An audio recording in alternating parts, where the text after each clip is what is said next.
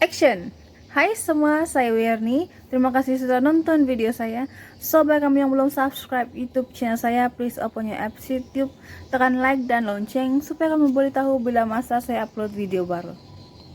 Hari ini saya akan bercerita lagi tentang satu kisah benar yang pernah dijadikan sebagai film. Dan kisah ini bukan cerita hantu-hantu, bukan pasal drama lagi, tapi cerita ini agak brutal dan agak sedikit menyeramkan karena dalam movie dan kisah ini ada berkaitan dengan kanibal ataupun macam mana mau cakap apa, orang yang saya mau cakap nih dia boleh buat kulit kita menjadi suatu objek ataupun dia boleh kasih desain kita punya kulit menjadi macam seluar legging begitu, cover kursi, macam-macam lah. So, kalau kamu mau tahu apa cerita dia, stay tengok punya video sampai habis karena kamu akan mendapat sesuatu yang indah. Sesuatu yang menarik lah. Kisah benar ini menceritakan tentang seorang pemuda yang bernama Ed Gein. Siapakah si Ed Gein? Kenapa orang bilang dia ini brutal betul? So, sebelum itu saya akan ceritakan dulu dia punya keluarga dia. Ed Gein atau nama penuh dia ialah Edward Theodore Gein. Susah nama. Dia lahir di Lackawanna County, Wisconsin pada 27 Agustus 1906. Gein ialah anak kedua dari dua orang adik-beradik. Ayahnya bernama George Phillips Gein dan ibunya bernama Augusta Wilhelmine dan dia punya abang bernama Henry. Namun Augusta membenci suaminya karena suaminya seorang pecandu alkohol dan suaminya juga tidak mampu untuk mempertahankan pekerjaannya. Artinya sudah bekerja di sini pindah lagi. Itulah. Dan pekerjaan George itu ialah sales asuransi, tukang kayu, seorang penyamakan dan sebagainya. Dan sebelum itu George juga telah memiliki sebuah toko kelontong lokal, tapi bertahan untuk beberapa tahun saja. Dan kemudian George menjual toko itu dan keluarga mereka berpindah di suatu kota yang lainnya. Dan hidup terpencil di atas lahan pertanian seluas 155 ekar ataupun 62,7 hektar di kota Plainfield, Washara County, Wisconsin. Dan mereka tinggal di sana untuk beberapa tahunnya. Dan Augusta mengatakan ada baiknya untuk kita tetap tinggal di sini di lahan pertanian terpencil tersebut karena saya dapat menjauhkan putra-putra saya, dapat menjaga mereka dari pergaulan orang-orang luar. Artinya dari kecil si Gein dengan si Henry memang selalu dinasihati mama dia untuk menjaga pergaulan dengan orang-orang luar. Gein dan Henry akan dibenarkan keluar dari rumah jika ingin pergi ke sekolah. Dan Augusta juga sering berkhotbah kepada kedua putranya tentang imoralitas duniawi dan pembacaan Alkitab setiap petang bersama putra-putra dia. Dan biasanya Augusta akan memilih ayat-ayat dari Perjanjian Lama tentang kematian, pembunuhan, dan pembalasan ilahi untuk bacaan mereka setiap petang. Edward Gein juga dikatakan memiliki sifat pemalu, sangat pendiam dan pelik. Karena guru-guru dan kawan-kawan dia pernah melihat si Gen ketawa satu orang. Malah ibunya juga akan memukul dia, menghukum dia. Si Gen, sekiranya ibunya mendapati si Gen berteman dengan seseorang ataupun mencoba untuk berkawan.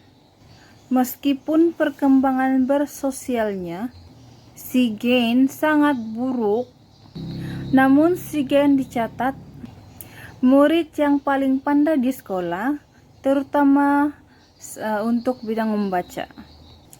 Dan pada 1 April 1940, George, ayahnya si Gen, meninggal dunia karena gagal jantung yang disebabkan oleh banyaknya pengambilan kecanduan alkohol, dan pada masa itu ayahnya berumur 66 tahun. Dan kemudian Henry dan Jane mulai melakukan pekerjaan sambilan di daerah-daerah sekitar tempat tinggal dorang untuk membiayai keluarga mereka sambil mengurus pertanian dorang.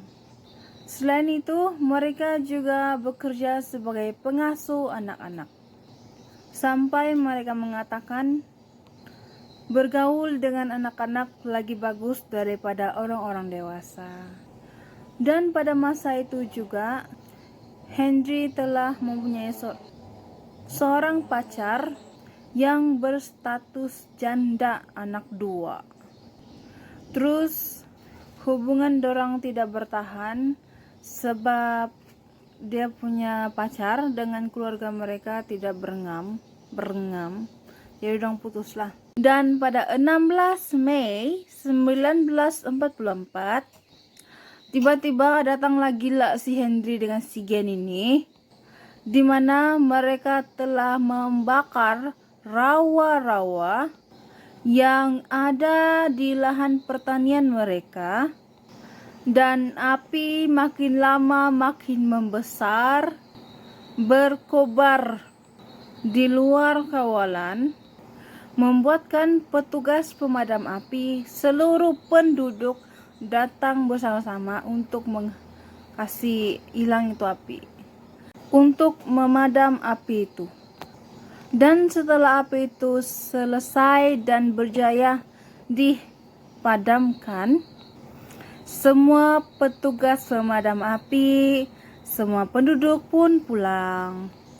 Dan tiba-tiba Gen datang di balai polis dan mengatakan, "Tolong, saudara saya hilang semasa pembakaran itu berlaku," bilang si Gen.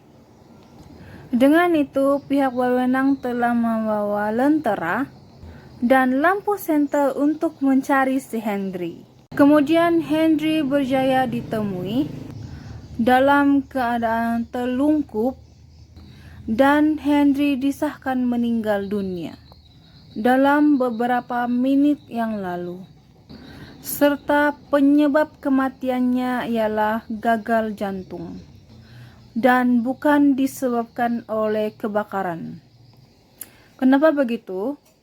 Bila mayat si Henry dicek, kondisi mayat itu tidak ada kesan kebakaran, melecur, luka atau apapun. Hal ini kemudian telah ditulis dalam biografi Gen, karya Harold Cicher, susah nama, yang berjudul Deviant, bahwa Henry sebenarnya mengalami luka memar di kepala dia. Pihak polisi yang menangani kasus ini menjadi bingung karena laporan dari pihak coroner kemudian mengatakan kepada mereka bahwa penyebab kematiannya si Henry ialah disebabkan oleh satu penyakit yang bernama afiksia, dan keseluruhannya dicatat, dan menerima kematiannya si Henry ialah satu kemalangan. Biarpun ada yang mencurigai si Gen, di mana mereka mempercayai Gen telah membunuh saudaranya. Namun kes ini tetap diadili bahwa kematian si Henry adalah satu kemalangan, bukan pembunuhan. Dan beberapa bulan kemudian selepas kes kematiannya si Henry, ibunya Augusta terkena stroke, di mana pihak hospital mengatakan ibunya akan lumpuh untuk selama-lamanya. Dengan itu, Gane memutuskan untuk tidak melakukan apapun pekerjaan sampingan dan meluangkan masa untuk ibunya Augusta dan merawat dia. Setelah itu, kondisi kesehatan ibunya semakin teruk dengan cepat, dan akhirnya Augusta, ibu si Gane, meninggal dunia pada 29 Desember 1945. Dan masa itu ibunya berumur 67 tahun. Satu orang lagi si Gane. So pity. Gane kemudian mengelola pertanian mereka sambil membuat pekerjaan sampingan untuk mendapatkan duit. Selain itu, Gane juga telah membersihkan kamar ibunya, termasuk di lantai bawah, lantai atas, di sudut-sudut ataupun bilik-bilik yang orang tidak pernah pakai. Juga dia kasih bersih. Dan kemudian Gane tinggal dan tidur di sebuah bilik yang sangat kecil bersebelahan dengan dapur. Dan di saat itulah Gane mulai meminati majalah-majalah fiksi dan kisah-kisah pertulangan, terutama yang berkaitan dengan persoalan cannibals, kekejaman, potong-memotong, dan banyak. Pada tahun 1951, Gane telah menerima bantuan subsidi pertanian dan pemerintah federal. Namun begitu, Gane tetap melakukan pekerjaan sampingannya sebagai tukang pasang, bongkar panggung, tukang pangkas tanaman pokok, dan banyak lagi di daerah tersebut. Dan sekitar tahun 1946 dan 1956, Gane juga telah menjual sebidang tanah seluas 80 ekar atau 32,3 hektar milik si Henry. Oke, tadi kan saya ada cakap yang si Gane ada tiba-tiba minat dengan kannibalisme. So, sebenarnya semenjak ibu dia meninggal, si Gane telah membuat sesuatu perkara yang sangat-sangat kejam. Dia telah menggali kuburan, mengambil mayat itu dan bawa pulang di rumah. Untuk apa? Untuk dikaji dan dimutilasi. Sekitar tahun 1947 hingga tahun 1952. Dan itulah tahun dimana dia mulai melakukan itu, menggali kuburan. So, bagaimanakah si Gane boleh tertangkap? 5 tahun dia buat itu, dia gali balik kuburan 5 tahun. Macam mana dia boleh tertangkap? Dimana pada 16 November 1957, pemilik toko perkakas Plainfield yang bernama Bernice Warden telah hilang. Seorang warga Plainfield melaporkan bahwa truk toko perkakas itu telah diusir oleh si Bernice di belakang gedung sekitar jam 9.30, dan toko itu ditutup sepanjang hari pada masa itu. Dan pada masa itu juga ialah musim memburu rusa. Frank Warden, putranya si Bernice, mengatakan, saya ada masuk di toko itu sekitar jam 5 petang. Dan saya tidak melihat sesiapa pun yang ada di sana. Tetapi saya ada menemukan mesin kasir toko dalam keadaan terbuka, dan ada noda darah yang melekat sana dan di lantai-lantai.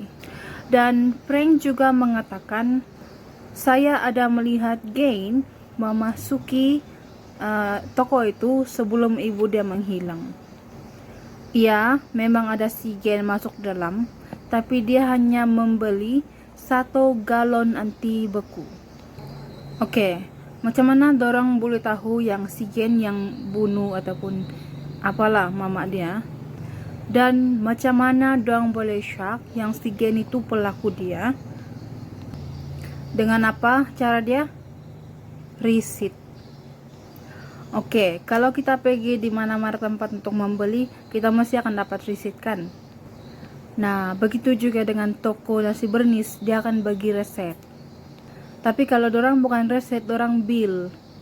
Kalau bill kan dia ada fotokopi dia di belakang. So, itu pihak berwenang telah mencek buku itu dan terlihat si Gain ialah orang terakhir yang membeli di sana. Dan pada hari itu juga si Gain ditangkap untuk diinterogasi. Sheriff Washaral County telah menggeledah pertanian ataupun kawasan perumahannya si Gain. Dan setelah digeledah, kamu tahu apa yang dorang jumpa? Mereka telah menemui badannya si Bernice dipotong-potong, di mana kepalanya si Bernice telah dipenggal dan kepala itu telah disimpan di gedung lainnya. Manakala badannya si Bernice dalam keadaan terbalik dan digantung. Kakinya telah diikat dan pergelangan tangannya juga. Tubuhnya si Bernice yang telah digantung di posisi yang terbalik diselimuti dengan kulit rusak. Dan Bernice Warden dicatatkan mati akibat ditembak dengan senapang Cannibal 22. Setelah itu dimutilasi. Dan ada juga orang-orang di sana mengatakan memang susah untuk mendengar bunyi-bunyi tembakan itu. Untuk tembakan apa sebenarnya? Sebab masa itu ialah musim memburu rusa. Karena itulah tiada sesiapa yang akan dengar bunyi tembakan yang berlaku dengan si Bernice. Mahupun tembakan itu berlaku di toko dia. Dan sewaktu rumahnya si Gain digeledah, pihak berwenang menemui benda-benda lain yang tak tahu apa yang dipikirkan si Gain nih. Apa yang dorang temui? 1, dorang temui potongan-potongan tulang dari tubuh manusia yang masih utuh. Apa itu utuh? Utuh itu macam yang masih sempurna begitu. Keranjang sampah diperbuat daripada kulit manusia. Mereka juga menemui kerusi tetapi dilapisi dengan kulit-kulit manusia. Ada beberapa tengkorak manusia yang telah digantung di dinding-dinding rumah. Mereka juga menemui tengkorak wanita, tetapi dia punya kondisi sudah macam digergaji. Mangkuk diperbuat daripada tengkorak manusia, korset yang diperbuat daripada tubuh manusia, yang kulitnya dibuka pelan-pelan, cantik-cantik, dikasih kupas, dikuliti dari bahu hingga pinggang. Sakit itu. Ada juga emas diperbuat daripada kulit manusia. Kalau begitu artinya dia kena pelan-pelan kasih iris muka. Mereka juga menemui seluar legging tetapi telah dilapis dengan kulit kaki manusia. Waduh, terok. Selain itu, wajah Mary Hogan yang telah hilang juga ditemui di sana. CMS dikuliti tetapi dia punya penggegas semua itu kulit, dia punya kepala disimpan dalam bag plastik. Manakala tengkorak-tengkoraknya si Mary Hogan disimpan di sebuah kotak, dalam kotak.